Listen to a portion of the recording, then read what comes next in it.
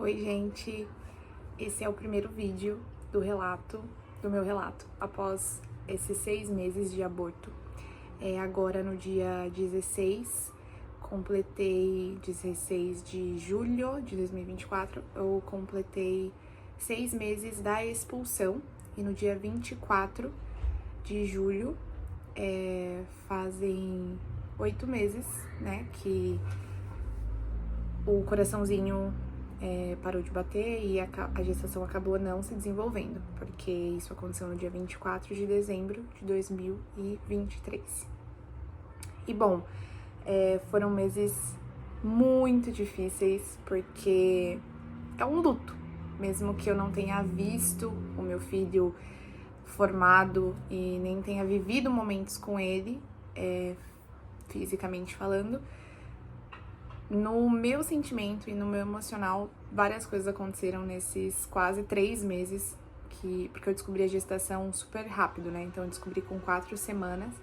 Então eu fiquei ali, na verdade, quase 2 meses imaginando tudo, como seria a respeito dessa gravidez e dessa gestação, e que, enfim, tudo estava muito planejado, então eu vivi isso. Então, uma das coisas que eu gostaria de falar é que a gente não pode nunca, jamais, nem de brincadeira, falar coisas envolvendo o sentimento da mãe com relação ao filho. Nesse tempo, no Dia das Mães, eu ouvi assim: Feliz Dia das Mães, né? Por mais que pouco tempo. Tipo, gente, eu gerei uma vida. O óvulo lá fecundou, né? O espermatozoide fecundou com o óvulo no meu útero e o coraçãozinho bateu e é o meu filho. Então, certas coisas a gente precisa realmente evitar de falar, que é mais sábio, que é melhor. Entre outras coisas que eu ouvi. Mas eu não gostaria de falar sobre isso, esse não é o foco. Mas como eu lidei com esses 6 meses aí de aborto, né? Vou falar do quesito físico. Então, eu senti que a minha barriga, ela se manteve ali com um pouquinho daquela barriga estufada, inchada, de um pouquinho daquela gravidez, né? Daquele período de gravidez. Ainda essa barriga manteve um pouco. O que é um pouco difícil, sabe? Porque, poxa, às vezes eu só tô inchada, então... Mas aí fica aquela barriguinha, assim, saliente, né? Mesmo sendo magra. E também o período, né, de 3 meses ali de menstruação foram bem intensos, a ponto de ser mais confortável pra mim usar a fralda feminina, né, do que o absorvente, porque era uma quantidade muito alta, assim, eu não me sentia confortável. Então a fralda me dava essa garantia. Então esses 3 meses foram assim. Eu confesso que foram meses que eu não me preocupei tanto com a alimentação, então eu, tava nem aí com a alimentação. Também foram meses que eu trabalhei muito, então eu ocupei muito a minha cabeça com o trabalho e acabei não me preocupando, não dando atenção, na verdade, para essa parte da alimentação saudável. Pequei mesmo, não suplementei, não fiz nada correto nesse período. E aí, mas mantive o exercício físico, que era algo que me ajudava emocionalmente. E comecei agora, né, desde o mês passado. Na verdade, eu mantinha essa procura por profissionais, né, passei com o meu antigo médico, ouvi coisas como um pouco desagradáveis no sentido de como falar, sabe? E eu vou fazer um relato só a respeito de médicos, que eu já passei nesses quase 3 anos. Na verdade, são 3 anos que eu tenho esse diagnóstico, então 3 anos que eu tenho lutado para encontrar um bom profissional que vá cuidar de mim, que não vá me indicar cirurgia, e um ginecologista, né? Porque eu gostaria muito que a Tamires, a minha nutricionista, fosse ginecologista também, porque ela é incrível, ela é maravilhosa. Se vocês têm endometriose, sofrem de dores, vocês precisam conhecer a Tamires, ela é sensacional. Vou deixar o Instagram dela na descrição, vocês procuram ela. E assim, de verdade, mesmo tendo o aborto, com certeza eu nunca mais voltou aquelas dores e aquele inchaço, mesmo comendo muito mal, não era como antes. Então, o tratamento nutricional, ele é essencial no tratamento da endometriose. Mesmo que você já tenha feito a cirurgia, você cuidar da sua alimentação de forma correta é a melhor uma das melhores coisas que você pode fazer por você, né? Então, nesse caso, eu vou fazer um vídeo só a respeito dos médicos e de como está a minha situação atual com relação a médicos. Mas eu tive uma pergunta, né? Como eu estou nesse período, então eu acho que depois de 6 meses, e falando especificamente do dia de hoje, eu sinto que a minha fé, ela está muito mais em amar a Deus do que em ter aquilo que eu desejo. Então, o Senhor sabe o quanto eu amo criança, o quanto é o desejo do meu coração, o desejo do coração da minha família, do meu esposo, da gente ter filhos, gerar filhos e ter essa oportunidade de gerar vidas e cuidar de vidas dos nossos filhos. Mas se o Senhor não fizer isso, hoje, tá? Eu tô falando do meu coração hoje. Ontem de ontem, ele não estava assim. Hoje o meu coração está como, tudo bem, Senhor. Eu amo o Senhor acima de todas as coisas. Eu amo o Senhor acima da minha dificuldade, da minha dor, da minha perda, dos meus lutos. Eu amo o Senhor acima de todas as coisas. E se Ele fizer, amém, sabe?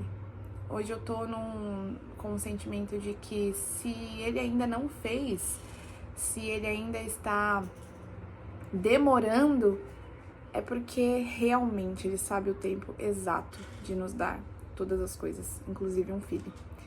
E os testemunhos das pessoas ao meu redor também me enchem de esperança, de convicção, ainda mais, que Deus, Ele cuida independente do que eu faça. Claro que eu vou fazer a minha parte, claro que eu vou buscar os profissionais e o conhecimento e aplicar essa forma de vida mais saudável, mas é Ele quem faz. Então, a minha amiga me presenteou com um testemunho dela no dia do meu aniversário, em maio, falando que ela descobriu que tinha endometriose no parto. Então, Deus cuidou da gestação dela desde o começo.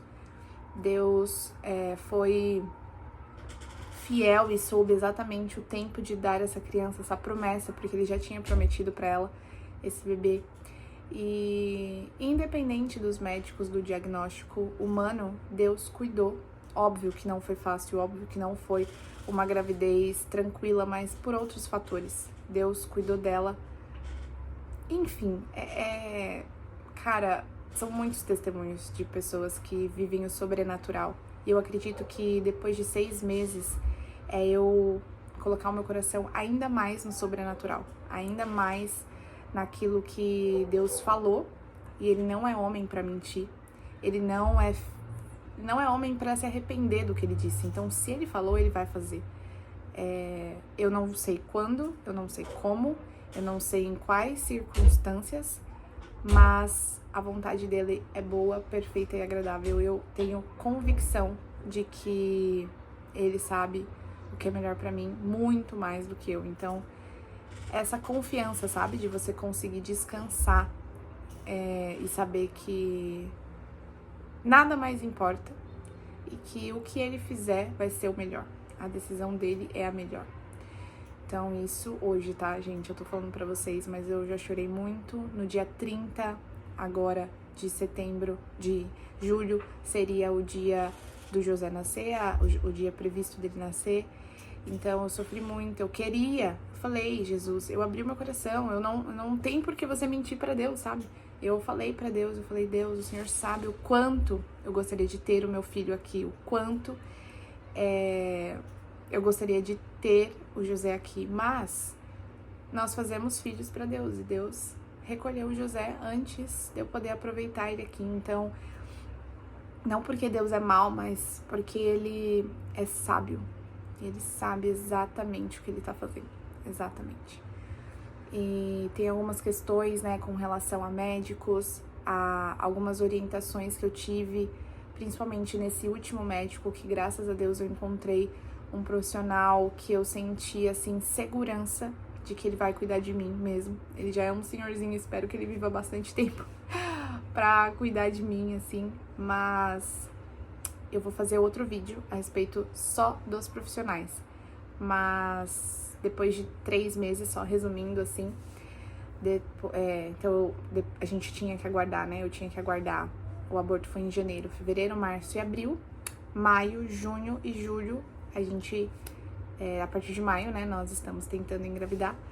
E eu recebi algumas orientações que aí eu vou compartilhar com vocês no próximo vídeo, a respeito do tempo que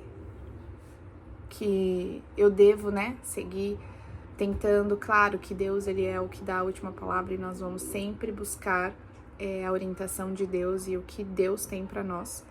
Mas eu creio também que a gente tem que ser sábio e ouvir a voz de Deus através dos médicos também. Então, eu vou compartilhar com vocês no próximo vídeo todo esse histórico dos médicos ao longo de 3 anos e a orientação agora do meu médico a respeito desse tema, né? Eu creio que além de tudo isso, como eu falei pra vocês, Deus, ele é soberano. Então, eu gostaria de convidar você que não conhece Jesus a entrar no seu quarto, fechar sua porta e falar: Deus, eu não conheço Jesus, eu sei que você é Deus, e às vezes você pensa que ele tá lá no céu e você aqui na terra, mas ele é muito presente, e ele atende a todos que o buscam, a todos que o chamam. Então, chame a presença de Jesus, confessa os seus pecados, confessa, abre o seu coração, sabe? Confessar o pecado é nada mais do que você rasgar o seu coração para Deus e falar: Deus, é isso daqui que eu tenho. Ele já sabe, mas a gente precisa falar. E a partir disso, eu creio que você colocando realmente a sua vida, o seu coração, a sua mente, tudo que você tem em Jesus, ele vai fazer todas as coisas por você. E é isso que mais acalenta o meu coração, de que eu não preciso fazer nada porque Jesus já fez tudo. Entenda isso de modo espiritual, sabe? Deus, ele já fez todas as coisas e nós podemos todas as coisas nele que nos fortalece, caminhando segundo a sua palavra, a sua verdade. Então leia a Bíblia, pelo amor de Deus. Não fica tentando criar o seu Deus, mas aceita o Deus, que é o único Senhor, o único Salvador, o único caminho, a única verdade e a única vida. Tudo aquilo que você precisa está nele. E eu espero que você possa testemunhar, assim como eu espero testemunhar, uma vida abundante com Jesus, independente do que ele vai nos dar.